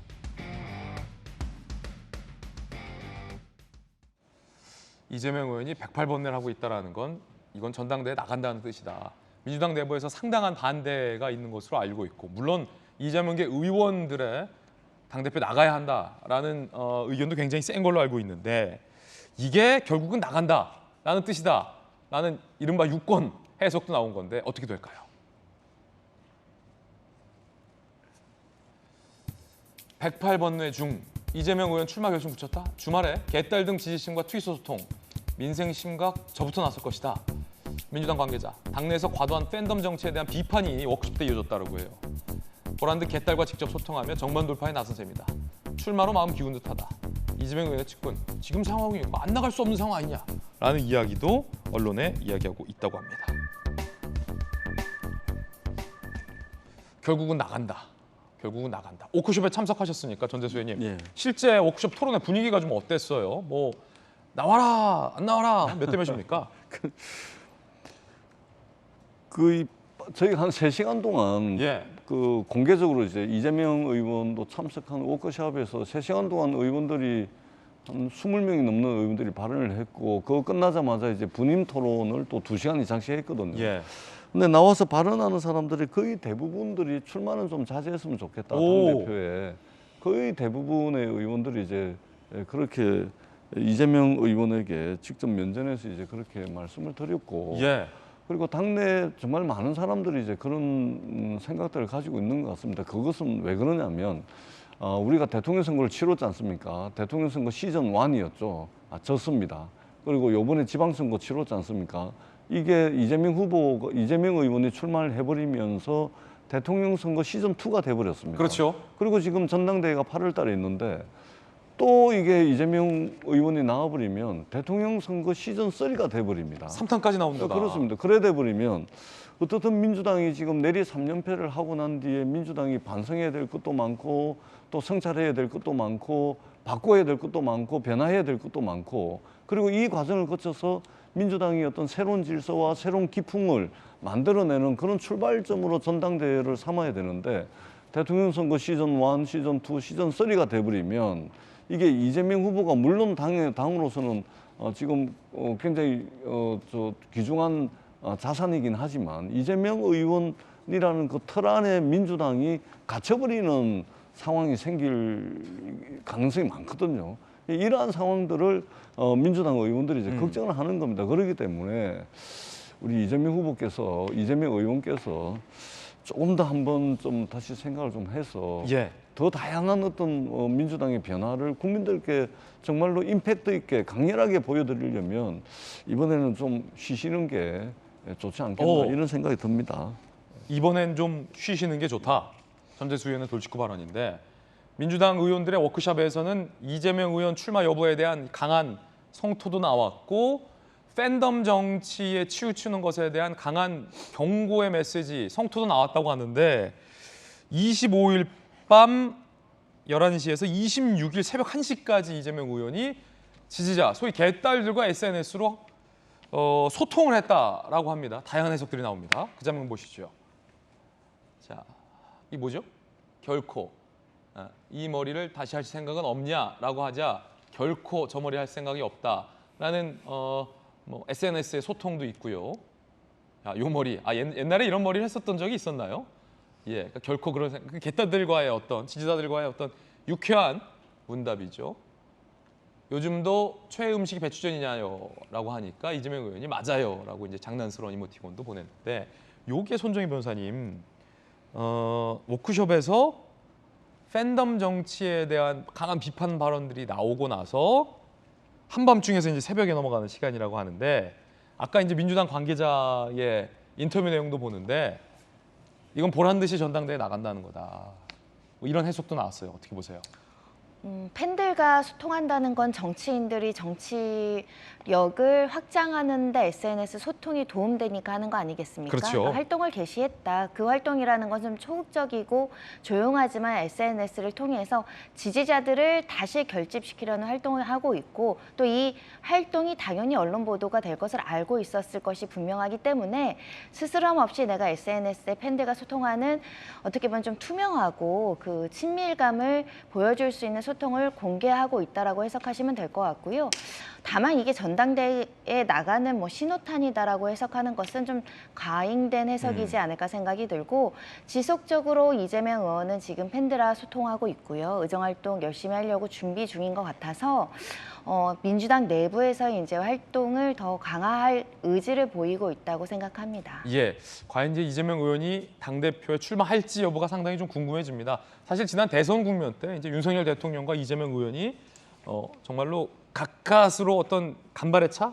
나는 굉장히 역대 최소 표차를 기록하기도 했잖아요. 오늘 윤석열 대통령 오후 2시에 이제 나토 출국하기도 합니다만 과연 이재명 의원이 당대표에 나올지 안 나올지 민주당의 관심사는 그건 것 같아요. 이재명 의원의 출마 여부. 자, 이번엔 이 토론회에서 이딴 이재명 의원의 출마 비판이 나오면서 급기야 분당론까지 나왔다는 보도도 나왔습니다. 함께 보시죠. 김수현 교수님, 분당론이요? 지금 민주당의 내용이 아주 극에 치달았다라고 볼 수 있을 것 같아요. 심지어는 이대로 가다가 당이 깨지지 않겠냐라는 이야기까지 나오고 있어서 분당의 가능성까지도 이야기되고 있는 상황입니다. 물론 뭐 분당까지 갈지는 사실 분당까지 가지는 않을 거라고 생각은 듭니다만 어쨌든 그런 가능성이 제기된다는 것 자체가 민주당 내홍이 아주 심하다는 것을 이제 반증하는 것이고요. 예. 이제 이재명 의원이 지금 당대표에 나가느냐 마느냐를 가지고 이렇게 이제 갈등이 심한 데 아까 전재석 의원님 말씀하셨지만 지금 이재명 의원이 대선에서 지고 지선에서도 패배의 이제 원인으로 많이 지목이 되고 있기 때문에 책임을 져야 된다라는 이야기들이 많이 나오고 있는데 저는 그거에 더해서 어떤 선거 패배의 책임을 넘어서 민주당이 너무 고여 있다. 변화하지 않는다라는 지금 방향으로 가고 있는 것 같아요. 그래서 만약에 이재명 의원이 다시 나오면 책임을 안 진다는 것보다도 민주당이 너무 고여있고 변화하지 않고 지금 국민의힘에서는 뭐 혁신이다 뭐다 해가지고 여러 가지 개혁하려고 많은 움직임을 보여주고 있는 반면에 민주당은 너무나 똑같은 싸움을 또 하려고 하는 것인가? 이미 2번이나 실패한 것으로 검증된 전략을 또 쓰겠다는 것인가? 이제 이러한 프레임에 갇혀버리게 되기 때문에 이재명이라는 그 정치적 자산이 민주당에게 굉장히 큰 것은 맞지만 그의 이미지가 이미 너무 많이 소진되었다, 소비되었다 저는 그렇게 봐서 이번에 당대표로 나서는 게 민주당에게 과연 좋을 것인가에 대해서는 조금 회의적인 생각이 듭니다. 자, 이번엔 뜨거운 소식 두 번째 소식 살펴보겠습니다. 실루엣의 정체는 무엇일까요? 민주당 출신의 무소속 양양자 의원이 여당이 추진하는 반도체 특위 위원장직을 맡기로 했다라는 보도입니다. 앞서 이 검수완박 국면에서 강한 민주당을 향한 비판의 입장을 연일 냈던 무소속 양양자 의원인데요. 자, 국민의힘이 반도체 특위의 위원장직을 무소속 양양자 의원에게 제안했고 민주당 출신의 양양자 의원은 이를 수락했습니다. 반도체는 경제이자 안보, 여야와 이념이 따로 없다. 특히 이제 삼성 출신의 임원 출신의 양양자 의원은 이 반도체와 관련된 전문성이 있다라는 평가가 나오죠. 국민의힘에선 양 의원은 고졸 출신 삼성전자 여성 임원이란 상징성 있을 뿐 아니라 호남 출신이어서 외연 확장에도 도움이 된다. 양 의원이 향후 국민의힘에 입당하는 거 아니냐라는 관측도 현재 나오고 있는 상황입니다. 양양자 의원의 최근 유튜브에 검수완박 국면에 대한 소회가 올라와 있다라고 하는데 저희 제작진이 그걸 확보했습니다. 함께 보시죠. 나를 미워하는 분들도 있을 거야. 검수완박 때문에. 여기 앉아있다 갔는데 제가 여기다가 있다가도 저쪽에 가면 저쪽에 있다가 막 그래. 그래가지고 어떨 때는 나랑 비슷하다. 혼자 저렇게 혼자 고뇌하고 있구나. 얘 너 오늘은 무슨 생각하니? 내 생각하고 비슷한지 모르겠다만. 검수완박 국면에서 이 위장 탈당, 민영배 의원에 대한 강한 위장 탈당에 대한 비판 그러면서 검수완박 통과 안 하면 열악 감옥 갈 것이다라는 얘기를 민주당의 누군가가 나에게 하기도 했었다라는 폭로도 했었던 양양자 의원인데 김병미 대변인님 맡기로 한 거예요 위원장직을? 저도 이제 보도를 통해서 보고 있는 상황인데. 근데 사실은 양양자 의원은 누가 봐도 민주당. 이지만 현재는 무소속 민주당 출신이고. 근데 이게 국민의힘의 특위에 들어오라고 하면 부담이 될 텐데 국회 차원에서 여야가 함께하는 특위위원장을 맡아달라는 부탁이기 때문에 그렇게 어려울 건 또 없다 이렇게 생각을 합니다. 고졸 출신의 성공 신화를 썼고 삼성이라고 하는 이 세계 초일류 기업에서 반도체 또 관련된 전문성이 있는 인사이기 때문에 문재인 대통령이 과거 2016년도 총선을 앞두고 영입했던 기억이 나는데요. 2017년 대선 앞두고인가요? 그러니까 그 정도의 영입됐던 인사의 상징성이 있지만 지금 현재 돌아가고 있는 검수완박 국면에서 원칙을 철저히 훼손하는 데 따른 자신의 목소리를 낸 것 아니겠습니까? 또 이제 호남 출신 인사이기 때문에 우리가 지난날 대통령 선거를 보면 박주선 부의장을 비롯한 여러 조배숙 의원 등 인사들이 또 넉넉하게 합류한 전력도 있기 때문에 이런 일들 속에서 국익에 부합되는 일이라면 양양자 의원이 여야를 떠나서 이런 반도체 부분의 역할 충분하게 해줄 거라고 생각합니다. 그렇군요. 이번엔 뜨거운 소식, 세 번째 소식 살펴보겠습니다. 어떤 소식일지 바로 공개합니다. 상당히 좀 기이하고 우려스러운 사건이 발생했는데 이 사진의 주인공은 누굴까요? 자, 함께 보시죠. 실종 경보가 발령된 조윤아 양의 사진인데 이 조윤아 양 너무나도 이제 귀엽고 천진난만한 우리 초등학교 어린 학생인데 손정희 변호사님, 이 조윤아 양의 일가족이 완도에서 그냥 사라졌다. 미스테리하기도 한데 자, 이거 뭐 어떤 사건입니까? 일단은 실종됐는데 생존 반응이 나오지 않고 있다라고 합니다. 30일 밤 11시에 신지도의 모 펜션에서 이제 차량을 타고 떠난 것으로 확인이 되어 있는데 이 즈음에 이제 CCTV상 확인되는 모습이 이 유나 양을 이제 등에 업었는데 굉장히 몸이 축 처진 상태의 CCTV 화면이 확인되는 상황이고요. 그리고 나서 휴대전화가 30분 간격으로 이 조양 어머니 이 씨에 대한 휴대전화가 꺼지게 되고 아버지의 조 씨의 휴대전화도 그 이후에 이제 30일 새벽 4시에 선착상 부근에서 이제 꺼졌다라고 하는데 경찰은 극단적 선택이나 추락, 범죄 피해 다양한 가능성을 두고 수사를 하고 있다라고 합니다. 실종 경보를 발령한 상태이고요. 지금 사진에서 보이는 아이 같은 아이를 이 완도 부근, 신지도 부근에서 보신 분이 있으면 제보를 해주시면 좋겠습니다. 아니 김수영 교수님, 지금 뭐 어떤 상황인 겁니까? 지금 그 CCTV 상에 보면 유나 양이 조금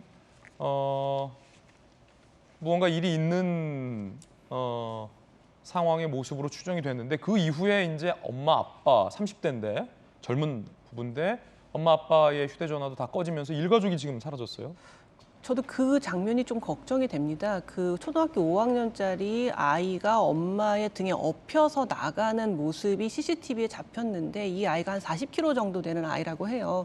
사실 초등학교 5학년 정도의 아이면은 깨워서 걸어서 데리고 나가지 업어서 데리고 나가는 경우는 잘 없거든요. 그래서 그때 의식이 없었던 것인가? 그런 약간 좀 걱정이 되더라고요. 그 장면을 보면서 무슨 일이 있었기 때문에 아이가 도저히 몸을 가눌 수 없는 상태여서 엄마가 업고 나간 것은 아닌가 이런 생각이 들어서 좀 걱정이 되고 지금 경찰에서 여러 가지로 수색을 벌이고 있는데 지금 뭐 어떠한 지금 단서도 지금 발견이 되고 있지 않고 혹시 뭐 극단적 선택을 했는지 아니면 차량이 바다에 빠지는 사고가 있었는지 여러 가지의 가능성을 열어놓고서 지금 수사를 벌이고 있는데 매우 걱정되는 상황이고 특히나 이제 가족들의 핸드폰이 모두 차례로 꺼지면서 어떠한 생존 반응도 나오고 있지 않다는 게 이 아이에게 혹은 그 일가족에게 어떠한 어려운 일이 닥친 것이 아닌가, 위험한 일이 닥친 것이 아닌가 싶어서 굉장히 우려되는 상황입니다. 지금 경찰이 그러면 공개적으로 유나 양, 10살인데 유나 양의 사진도 공개한 걸 보면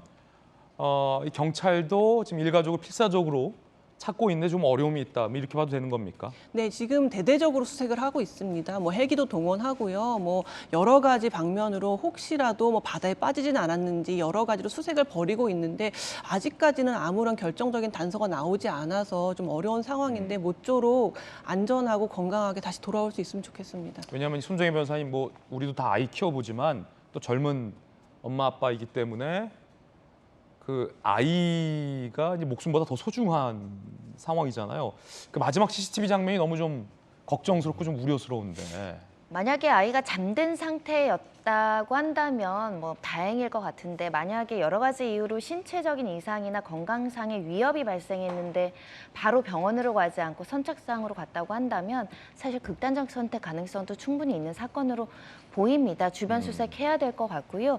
특히 조부모님도 계시다고 하고 가족들이 있다라고 하니까 만약에 방송을 보신다면 이 가족들이 어딘가 생존해서 바로 빨리 가족들한테 그 연락을 해주셔야 될 것 같습니다. 예. 자, 좀 비극적인 후속 보도가 들려오지 않기를 좀 간절히 바라보겠습니다. 저희들은 60초 광고 보고 돌아오겠습니다. 잠시 후에 뵙죠. 네, 오늘 저희가 준비한 소식 모두 다 보도해드렸습니다. 저희들이 내일 아침 8시 50분에 더욱더 풍성한 소식 들고 인사드리겠습니다. 오늘 하루는 분명 어제보다 나을 겁니다. 좋은 하루 되십시오. 고맙습니다.